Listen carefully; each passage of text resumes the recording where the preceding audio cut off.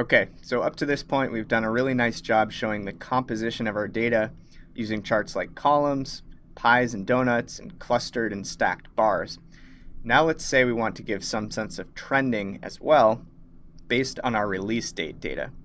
So let's go ahead and copy one of our pivots, choose this third one here, select the entire pivot table, Control C, and then paste a fourth view down here beneath our stacked bar chart.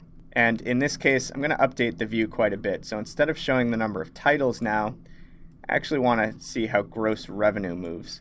So I'm going to use gross revenue as my values field. And instead of showing the data by genre and rating, I'm going to pull both of those fields out entirely and drag release date into my row labels. So as usual, we get our auto grouping here since Excel has identified this as a date-specific field. And in this case, that's a good thing.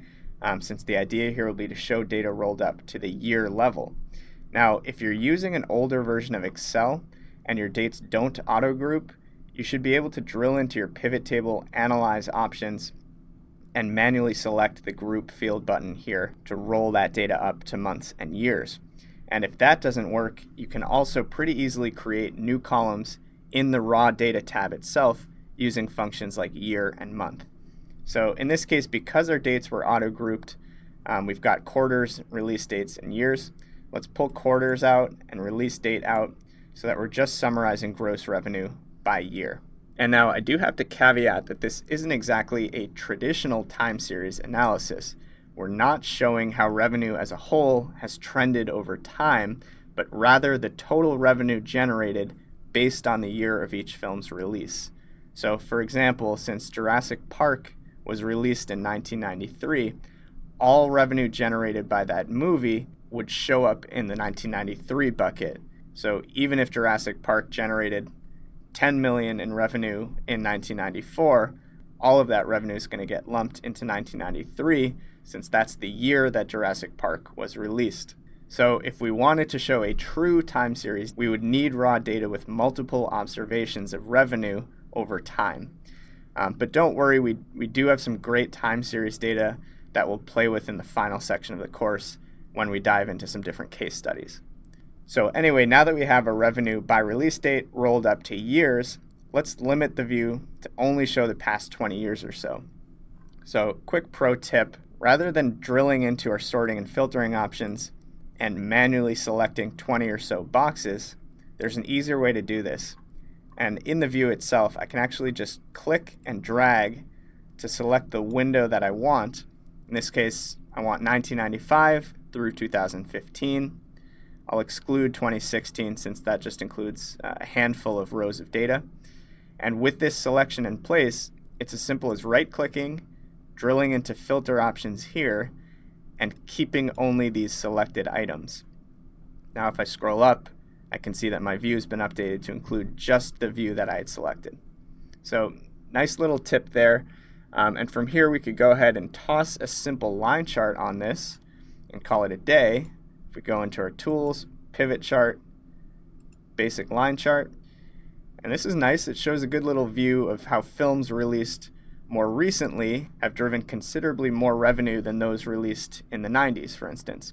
And while we're at it, let's go ahead and name this pivot table revenue by year.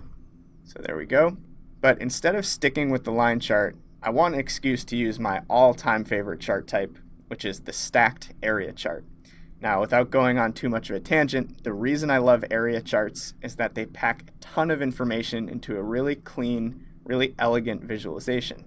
So in this case, we can use an area chart to show both trending, like we have here, and some sort of composition as well.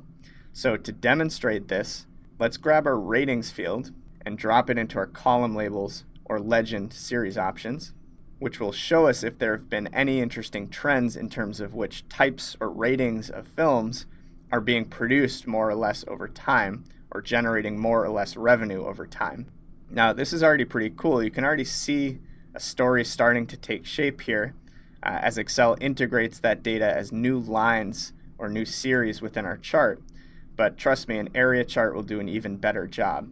So since we already have our ratings filtered down to what we need, G, PG, PG-13, and R, We can head up to our pivot chart tools, design options, and select change chart type from here. And let's turn this bad boy into an area chart.